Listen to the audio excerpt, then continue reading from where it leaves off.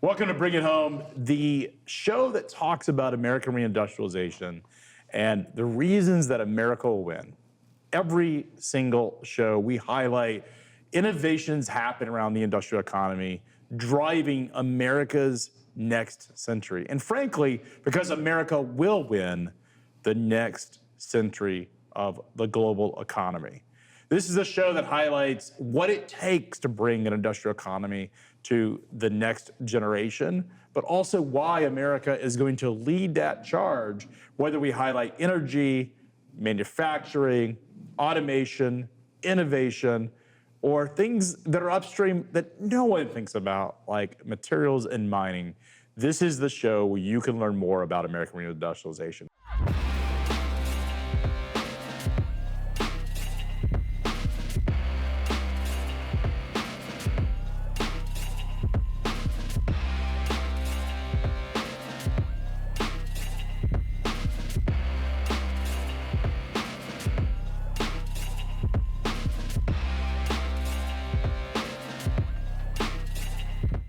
I'm with my co-host, JP Hempstead, where we dive into stories each week that's highlighting what's taking place around the industrial economy. JP, you got some headlines for us. I do. Really interesting ones, a couple of big pharma announcements, actually, and then a trade-related story. The first headline, Eli Lilly investing $3 billion in a Wisconsin manufacturing plant. This is for, they're manufacturing injectable medicines, doing device assembly and packaging. Right now, there's about 100 jobs at this small facility in Kenosha County, Wisconsin. They're expanding it to be about 750 people working there. So is this GLP-1s, by the way? It could be. They didn't specify that, but this is we talked about Eli Lilly before. This is a different. They made a previous investment in Indiana that we discussed earlier. So this is a Wisconsin, this is a second expansion. Completely different. You know, so many people have talked about and they're expanding this, and they only acquired this facility earlier this year as well. Wow. So it's like gangbusters right now. So many people have talked about the American, or there's the medical revolution, the biotech revolution, and what that's going to do for the quality of life. Michio Kaku last year after 2 years ago in 2023 actually talked about that this next revolution with it, whether it's AI or just the sort of evolution of, we're now 20 years into the sequencing of the genome. We have the benefit of AI. We're learning so much money has gone into biotechnology research and biomedicine. This makes sense for America because we are the world's biggest spender, for better or worse, on healthcare, but we're also the big innovator. Yeah, the big innovator. And speaking of innovation, Amgen, another large pharmaceutical company, is entering the GLP-1 space. So a few weeks ago, they had, their drug is called Maritide. It's still in trials. They announced really good phase 2 results. So kind of coming up to the end of this testing period. And then a few weeks later, they announced that they're investing $1 billion in this manufacturing plant in North Carolina. It's going to add 370 jobs. It's biomanufacturing, and the speculation is that it's directly related to this GLP-1 drug that they're coming out with. Basically, it's kind of entering the second phase, or it's in the second phase. They got really good results, and so now they're starting to go ahead and build out the factory and get it ready for when it gets approved. We've talked about GLP-1s before, and we're highlighting it with Eli Lilly, but it's also, there was an interesting chart that is now floating around social media about obesity rates and how, for the first time in history, or American modern history, if you will, we've seen American obesity rates actually decline over the last 2 years, which is pretty unusual because it's not something that America's consistently gotten fatter and bigger. Yeah. And if you watch these old movies, if you go back 40, 50 years ago, and you can think about just these people who were at the time looked big, and you're like, that person is normal. Yeah. The guy in Seinfeld, George Costanza. George Costanza just like a normal guy. Like a normal weight, and then Who's the guy that plays in Tommy Boy? Oh, Chris Farley. Yeah, Chris Farley was a big dude back then, but you look at him today, he wouldn't stand out. Yeah, in you wouldn't be like, American oh my God, that person is like But- comically obese. I do think that the GLP-1 drugs have done so much for just empowering people to actually get control of their weight. And this is I've definitely reason noticed people in my life, parents, schools or soccer teams, stuff like that, where it's like, wow, you look a lot different than you did about 9 months ago. You've lost a lot of weight. I mean, I've lost a lot of weight too. I mean, we both have been have been able to make those changes. I have actually take a small dose of GLP-1. I wasn't. The insurance company wouldn't cover it, but my father, who's a diabetic, I've had an aunt who was a diabetic. My grandfather's diabetic. I just didn't want to repeat that. And so I've been proactive by taking a very small dose of it. You're like microdosing. I've lost 20 pounds. I wouldn't call it a microdose, but it's, my dad's on 2 milligrams. I'm on 0.5. I was originally on 0.25, and that helped a little bit. But what's powerful about the drug is just the fact that what it effectively does is it's basically chemical anorexia, they call it. Our joke is that when you're normally would be hungry, you're not. And that actually reduces your calorie intake. There's no magic. I mean, there is. Yeah, you just like, I've heard you take like one bite or like a few bites of food, and then you're just and like, I certain feel foods full. you don't even want to eat. Like the idea of pizza, which I never was a huge pizza eater anyways. But pizza just becomes like, your body's like, ugh, like that So grease heavy. and stuff you don't have the same kind of calorie cravings that you had before, which does mitigate but I can go a whole day without eating. And again, I'm not taking a huge dose. I'm taking it just to improve my health. Yeah. Yeah. So, I mean, it's, the next miracle drug. It's, ferocious competition to enter this market. It's having an impact on not only like public health, but just literally the size of Americans already. And the calorie consumption. One of the things that's been on social media is people have been attacking, oh, you're using chemicals to get skinnier. And then somebody brought it, goes, chemicals are in all of our food. The chemicals are the reason we're unhealthy. The chemicals that are a part of that process have been, have caused it. Why can't I use a chemical to offset it? It's like saying people like, a Texan with a high beef diet shouldn't like take anything, for their like high blood pressure or something like that, because that's like artificially gaming the system. It's like, no, it's like, this is the keeping people advantage healthy. of modern technology. I enjoy my air condition. It's not the way God intended us to live in Tennessee, but it is a pretty remarkable technology that has enabled us to be comfortable. Absolutely. So there's still I feel like we've had so many pharmaceutical manufacturing investment announcements, but I didn't want to just avoid them for the sake of finding balance. I think once we go back and like look at these shows and these episodes, and we realize how much is being built out in the sort of the last quarter of this year, we're going to be amazed. Like this is definitely a boom time. This is an inflection point, and I think with Trump's election, it's just going to accelerate. It's interesting because a lot of the sort of defiance of people, Trump is such a polarizing figure, and when the thought of him when he was running for office, there was a lot of sort of naysayers about some of his policies.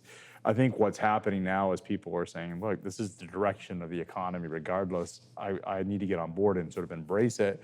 But there's so many things that's happening. We're going to highlight, our guest today is going to help us highlight the mining sector. Yeah. One of the things that has been talked about around tariffs is the idea that you're going to impact economic spending or consumption. And what people that are outside of supply chain, and frankly, a lot of people in supply chains often dismiss is when you have manufacturing and you're producing products domestically, you're getting multiple legs of transportation out of that product.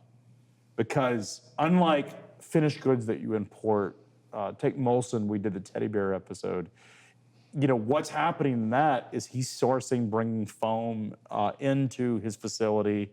He's building up. He's going to have multiple legs in transportation. But when you look at things like manufactured pharmaceuticals or other products that we manufacture here, and cars are a great example of this. You've got the paint, the stuff that goes into the paint. We're going to hear about that. You've got the stuff that goes into the glass. Yep. Talk about that. There's so many components, and you get the middle mile. You get both the upstream transportation and all of the inbound into that manufacturing facility that is more than just one leg. That creates an enormous exponential growth on transportation. And it's not only transportation, but just employment in general. I mean, think about how many more jobs are supported by a product that's like wholly made in the US and sold than a finished retail good that's imported and then is supporting, like one person at Target who's, rings it up or whatever, right? I mean, You've got all these... trade does, I mean, you do have the distribution center, but that's a very different than having the materials and mining being sourced, the bringing it in. If you think about like mining is taking, some silicate and put it in some rock and put it in a chemical process of making it to where it's part of a paint.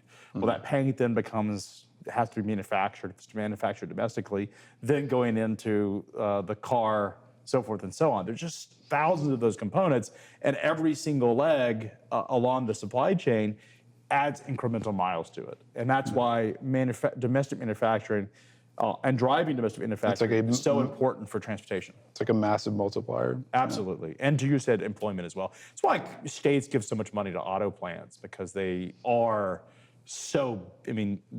manufacturing a car is just hundreds, if not thousands, of components that go into that car.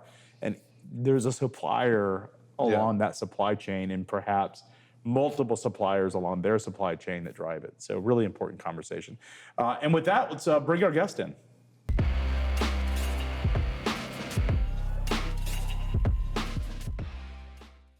And now I want to welcome in our guest, Geoff Bailey, the logistics project manager for Imerys. Imerys is a global mining company that has significant interest in the United States and has been really driving a lot of the manufacturing and industrialization that's been taking place for decades across the world. The company's over a century old, actually based in France, but making significant investments in the United States. I want to welcome Geoff in. Geoff actually has a lot in common with JP and I, having spent years in the trucking industry at Werner Enterprises, one of the largest truckload carriers, and has moved over to the supply chain side, working with Imerys on their logistics operations as they continue to help drive and participate in the reindustrialization of America. Geoff, how are you? I'm well. How are you this morning? Doing great. So, Geoff, tell for our audience that doesn't know Imerys, perhaps the sort of concept or the part of your business that you guys are involved in. You want to describe it a little bit for the audience? Yeah, absolutely. So Imerys is a mining and minerals company. We are one of those companies where you've probably never heard of us, but we're in the products that you use every single day.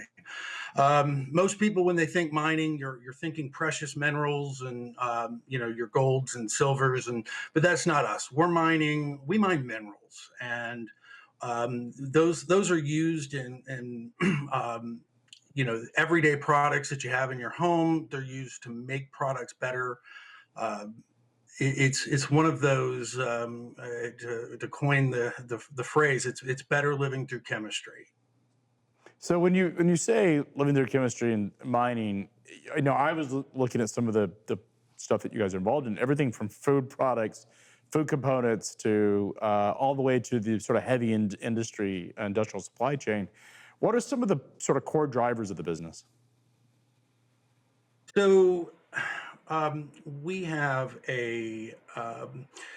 some of our in the division that I work in, which is the performance minerals.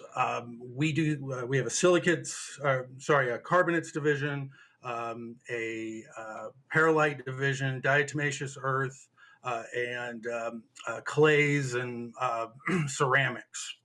And those different divisions will just cover broad ranges of products, like everything from the sink in the toilets that are in your bathrooms to the circuit cards on the computers that you're watching this right now. So much of the conversation around reindustrialization has been about the manufacturing process, whether it's automation or having sufficient energy supplies. No one really talks about the importance of materials and mining in this. What is the case to be made for U.S. manufacturing of having access to minerals and materials here in the United States? Well, as you know, and I'm sure everyone listening knows, the closer you can get the products to and the components to where you're making them, the the the more cost effective and the more competitive you're able to be with those products. For us, say in our carbonates division, where we're mining calcium carbonate, basically marble. We're crushing that. It goes in paints. It goes in the backing of carpets. It goes into ceiling tiles, and anything that needs that kind of that matte finish. And those products obviously are, they're going to be priced more by weight. It's a volume thing. So the closer that we can get those facilities to the manufacturers, the better that we'll be able to perform and manufacture those products. Does that Is make tra- sense? Absolutely. Is transportation is a large percent of the actual finished goods? Is that the way to think of it? Oh, of course. There is the cost of mining the individual product, and then like anything else, transportation becomes a huge component of it. It is the closer that we're able to get to our customers, the better off we are, and the more competitive we can be. Geoff, if we could speak to your expertise for a moment, you're a logistics project manager. You used to work in truckload transportation. What do Imerys's customers look for out of a partner with Imerys? How do they want their product delivered? Are there any kind of like special requirements or processes by which you guys fulfill these customer these orders? Sure. Speaking generally on that, there are for most products, say our carbonates division or our ceramics division, it's a matter of can we deliver these in the bulk that they require to conduct their operations? Are we able to meet their timelines? In the inventory management world, they obviously don't want to hold more of this inventory longer than they have to.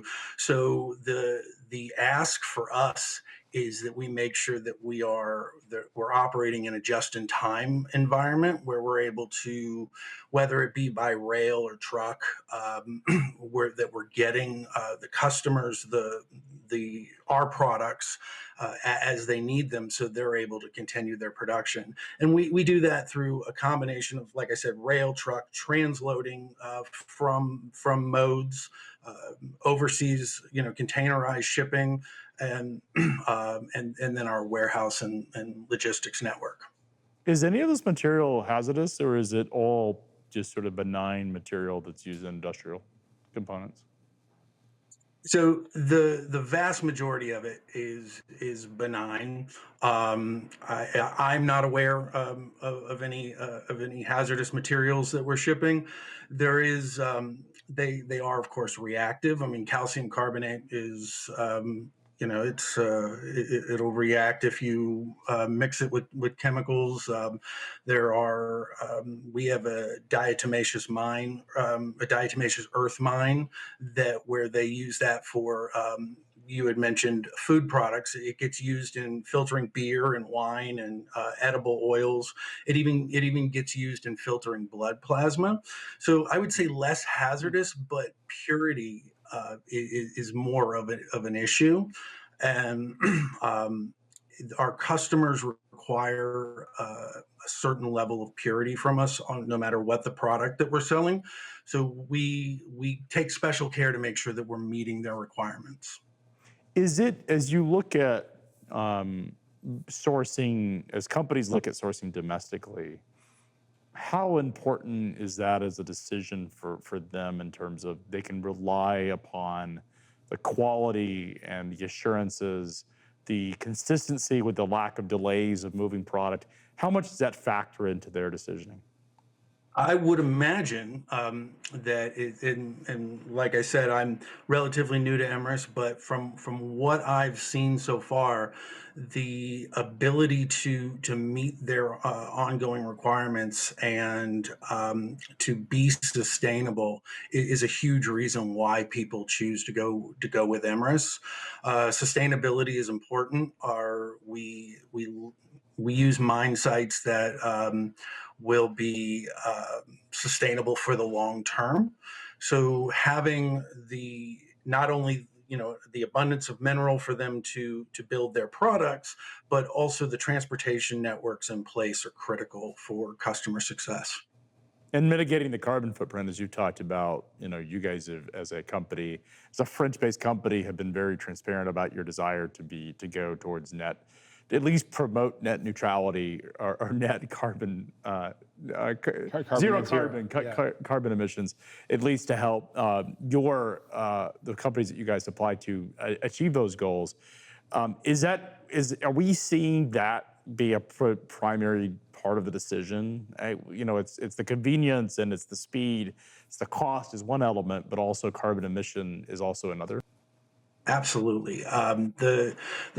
From what I've learned so far in my time here at Imerys, the triple bottom line is important. It's not just about delivering a product; it's also doing it in a way that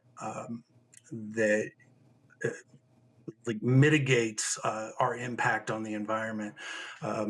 For instance, the company, they are, as they're a French company, so they are one of the drivers for them is reducing our greenhouse gas emissions. And without getting into too much detail on it, some of the projects that I do are based in that space of how can we meet our service level agreements with our customers, but do so in a way that is less harmful to the overall environment?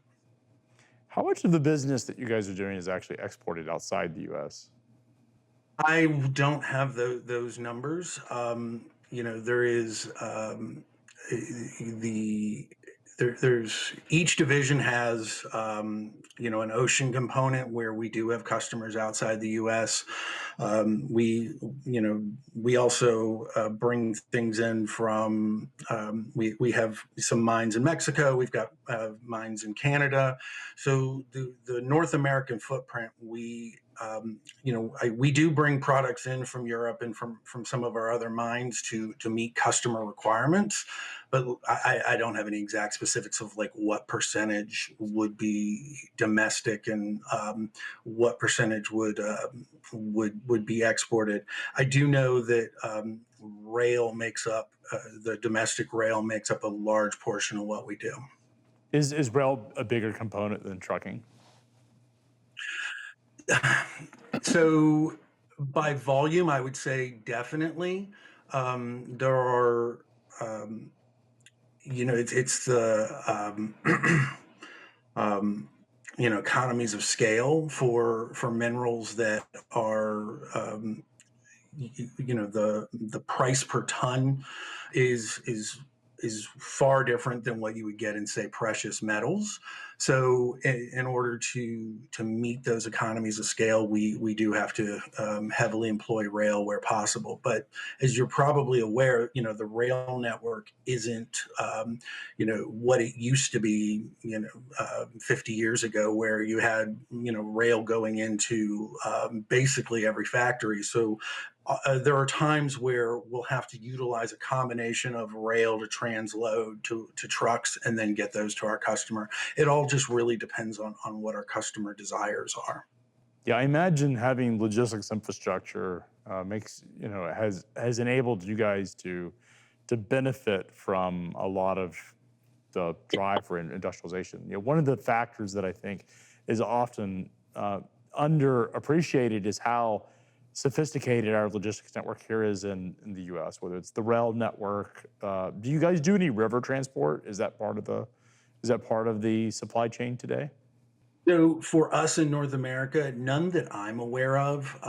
I do know, and there's actually an article that Imerys put out about river transport for our facilities in Europe, where they went to renewable fuels for that. So it was an example of them being able to move in bulk and do it in a green manner.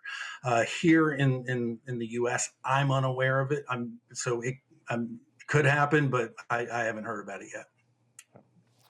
Geoff, I'm interested, minerals, as you said earlier, is kind of like one of the bases of industrial activity. It provides, this resource extraction provides a lot of the raw materials for all the, products in our lives. I'm wondering, from your seat, are you guys seeing, strong growth? I'm wondering sort of what end user segments have been, robust for you guys this year. Just if you could kind of speak to the manufacturing situation in the U.S. in general, and where people are demanding minerals and what kind.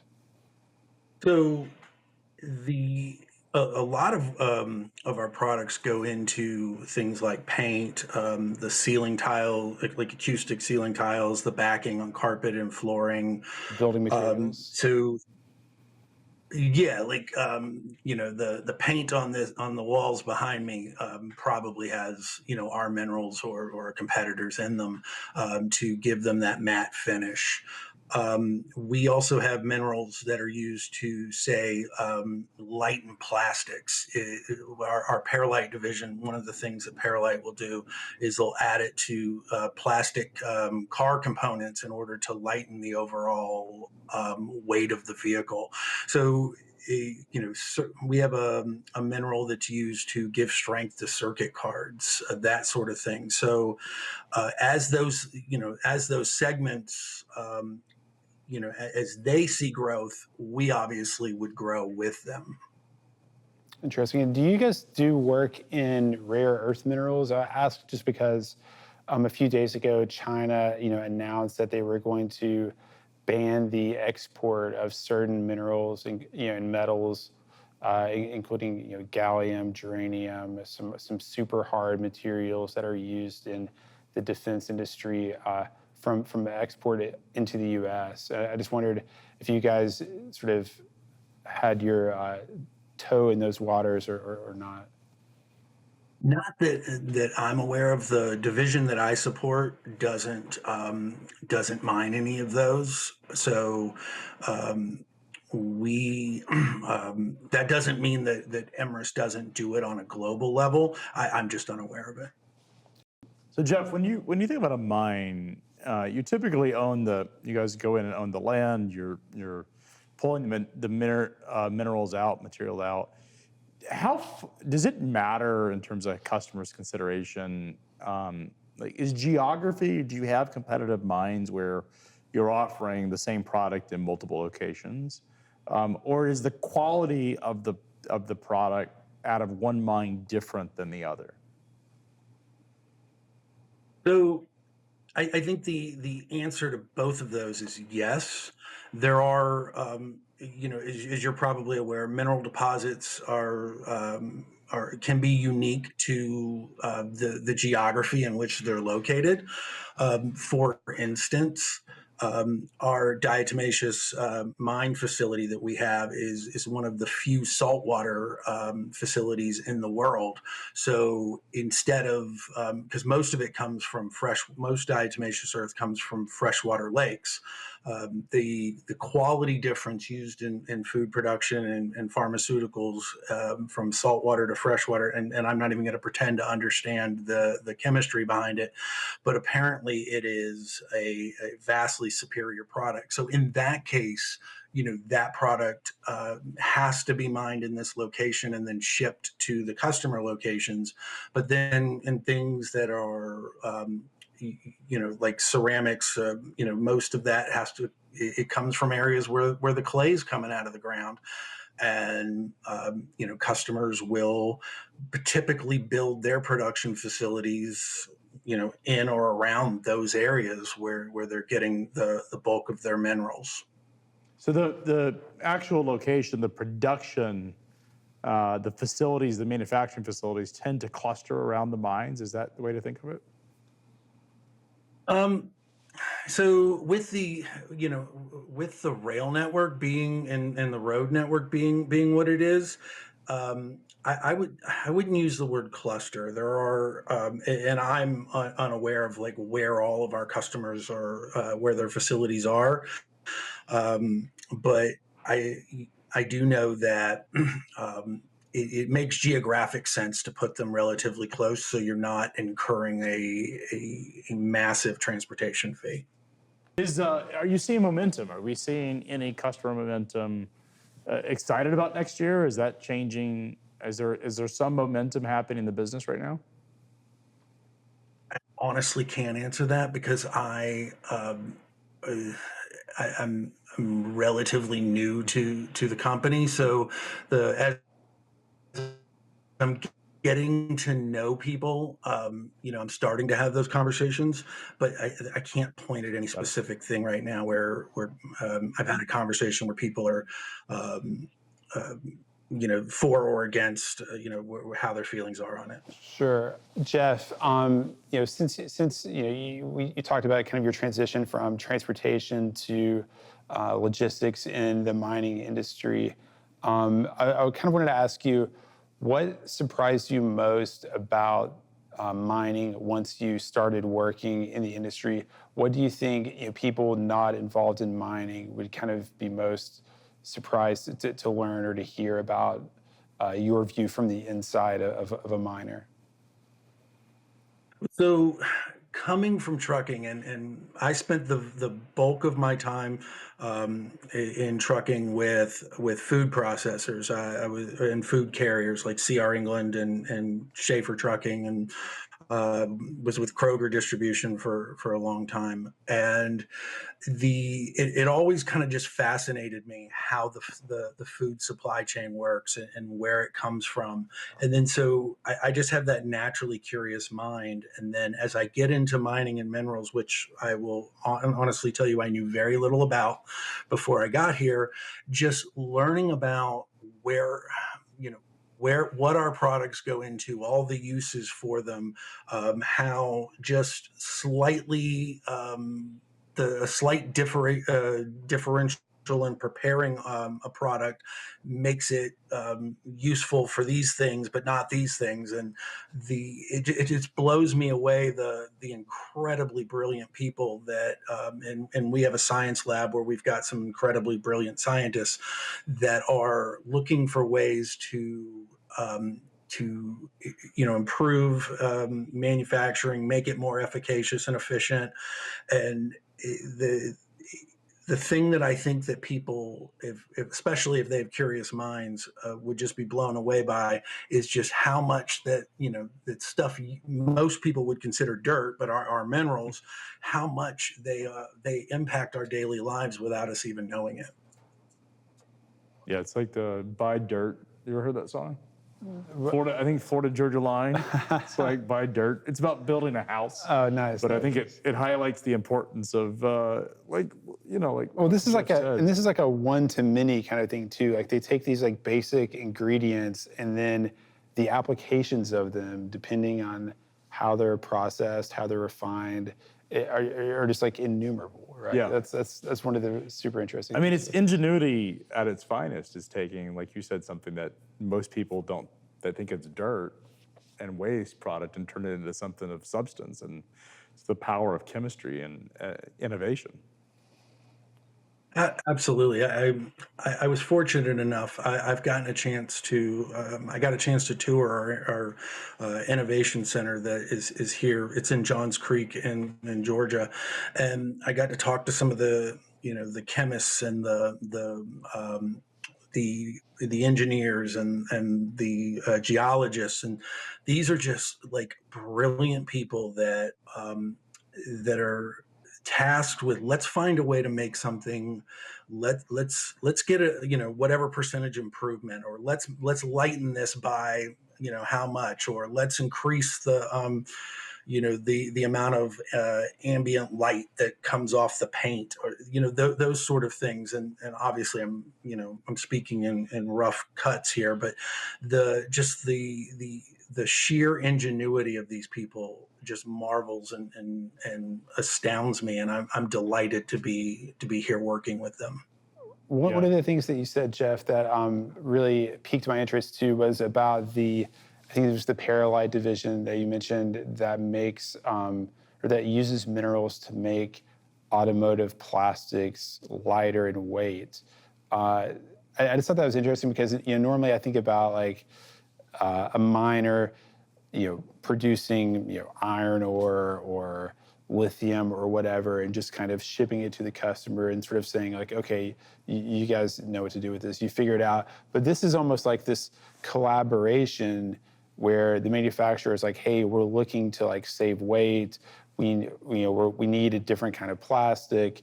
What do you guys have? Do you have anything that can go like?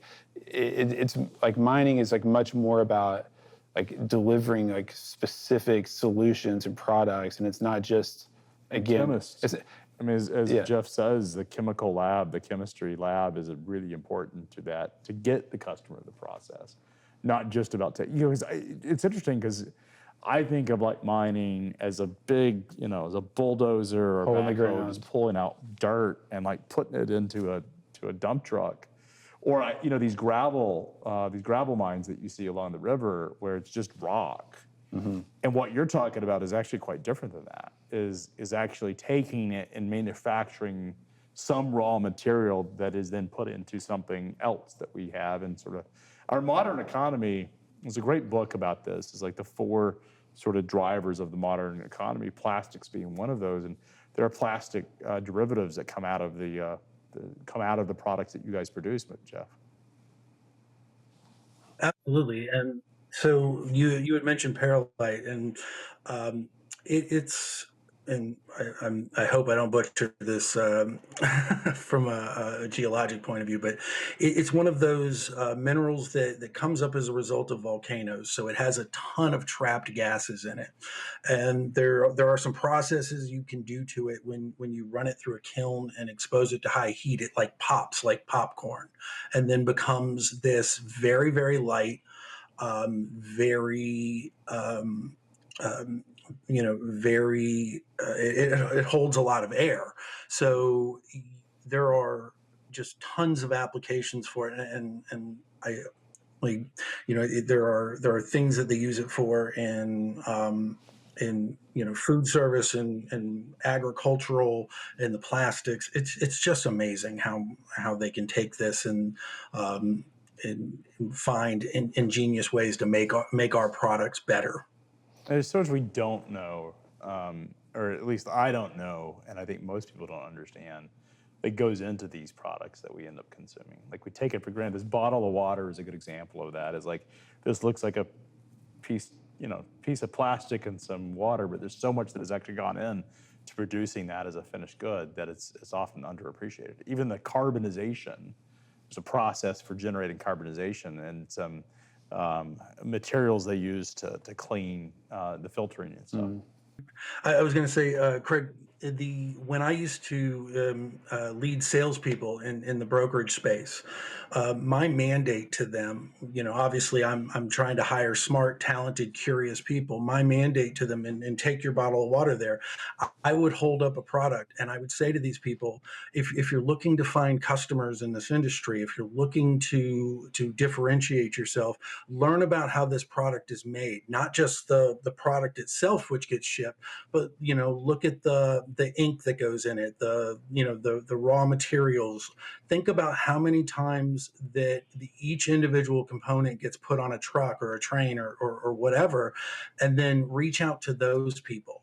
And it's funny for me, a full turnaround, that having pushed that when I was a sales leader, push that into where I am now, about just getting to use that curiosity and just be amazed at everything that we do. Jeff, you highlight something that I've talked about often is, there's a big conversation going around transportation and supply chain circles about tariffs. Obviously, it's a polarizing concept because it is viewed by domestic folks that are sort of pro-domestic manufacturing in one way. It obviously there's a political angle to it, and it's viewed negatively by folks that are thinking about sort of finished goods consumption and the fact that this cost could be passed on to consumers. But the thing that I think, as I've sort of resigned myself, or at least resolved myself to sort of understand, is one of the values of domestic manufacturing is the growth of all of the input forms of transportation, the inbound traffic, that I think is often underappreciated, because when we import products in from China, we're only getting basically the legs from the containers inland to the finished goods. Now, there may be a distribution center or two along that route, but effectively, if it's finished, you don't have any of the input components. One of the things that I think you've highlighted today that I think has to be stated is that so much of this product in a manufacturing process, raw material is being moved. The minerals that you guys are mining are being moved into some plant to help purify it. And it very well could be purified for multiple types of customers. And that creates a lot of incremental miles, upstream miles. And then you've got those products then go into another product, potentially another product. I mean, you may have 10 or 15 legs in a manufactured product versus, one leg that you get when something's finished. And I think that's a part that really isn't understood well by even really smart transportation people. Don't understand how important that is. Agree. And you're obviously familiar with the term derived demand, and every time that we move a product here in this country, it becomes part of the cost of goods sold. But that derived demand, it has to be, pulled from where it came out of the ground from the crusher to, like you said, the next step to the transload, and each step of that, while it does add cost, but it also works towards increasing the overall value of the goods as well. So JP, really interesting conversation. Jeff, really appreciate your time coming today to tell us, talk a little bit about the mining industry, the importance of it. I think of all the things that I really learned as Jeff was unpacking all of the raw materials and the different ways that the products are being sort of, raw materials go into components, stuff we don't even think about, like the matted paint. Who would have thought you need the silicates to very absorb the specific light process for that? But it makes absolute sense. But it highlights the importance of sourcing materials back in the U.S. and what that does to drive expansion in the economy. Yeah, I definitely think that one of the big takeaways from me is how much value added stuff there is in a modern mining company. It's not just like dumping a train car of ore on your customer's front door. It's really working with them down to the precise chemistries of what they need. Like he said, it's just in time, which is quite interesting.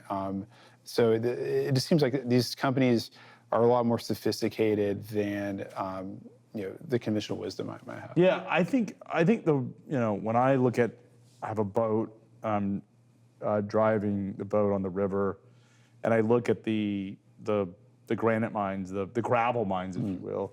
I think of that when I think of mining. That's what comes to mind, and I think that's how most people think of it: is just taking rock and putting it into a dump truck, and it goes onto a manufacturing plant. But as Jeff talked about and highlighted, it's the chemical process, it's the chemistry that goes into a lab that actually drives most of the value. It's not the dirt itself, it's the refining of it. It's the sourcing of it and refining of it that really drives so much of the value. Jeff, really appreciate you bringing that conversation to us. There's just so much to learn that, frankly, I think it's a very fascinating conversation.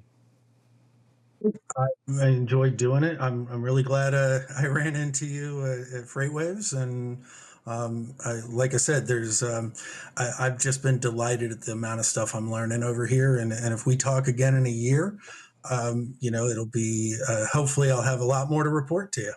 Well, we'll definitely want to have you back in a year. We want to get the report on what you're seeing as companies think about and explore reindustrialization in the U.S. as they make those investments. I imagine and know that Imerys will be a core part of those conversations because you're so critical to so many parts of the supply chain. Geoff, really appreciate your time today. Hey, happy to be here. Thanks for inviting me.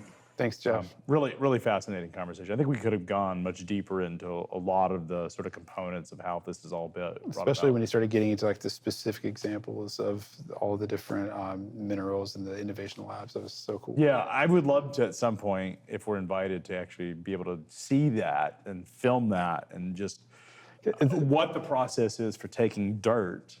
And I mean, think about it's such a cool perspective too, because it's like you talk to a transportation guy and they're like, you know, they see something sitting in someone's office, like a pen or a piece of paper. And he's like, oh yeah, you know, that's my customer. You know, we bring that in our trucks.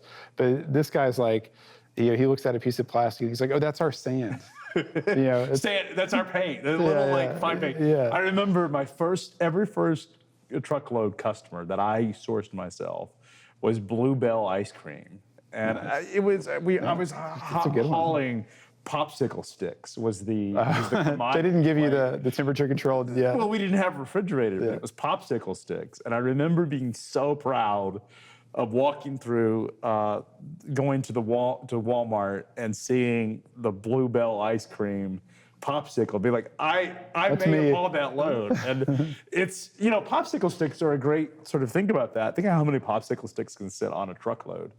Like that was a lot of popsicle sticks, but you don't think about that. But the ice cream that goes into it, it's all the materials and whether it's the milk and the sugar and the cream. I mean, all that stuff is built into these things. The eggs, all of it goes into what we finish as finished products. And you may have 100 different products that by the time you get something consumed, there may be 100 different components and 100 different manufacturers, individual manufacturers that have been a part of it. Really a fascinating conversation, and look forward to following Geoff's journey inside of Imerys as the U.S. reindustrializes and he continues to learn more. Yeah, for sure.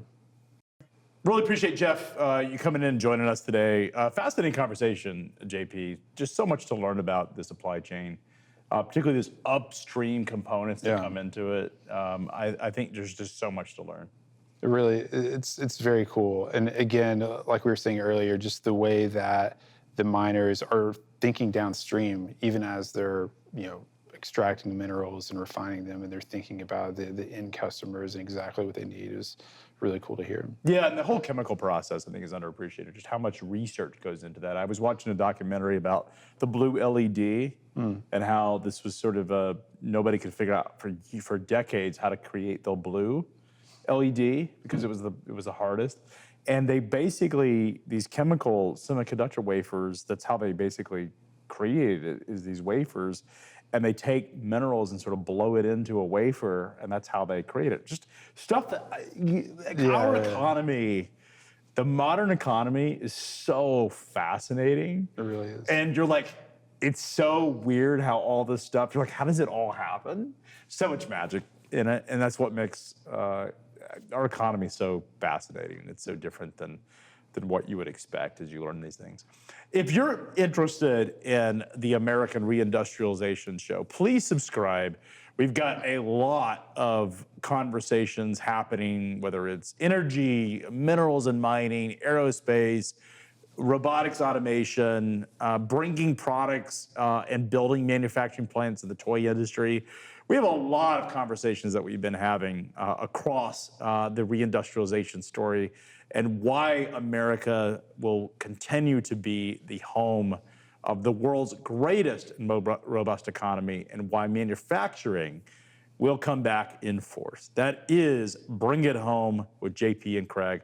Please subscribe and like on a podcast player that you prefer.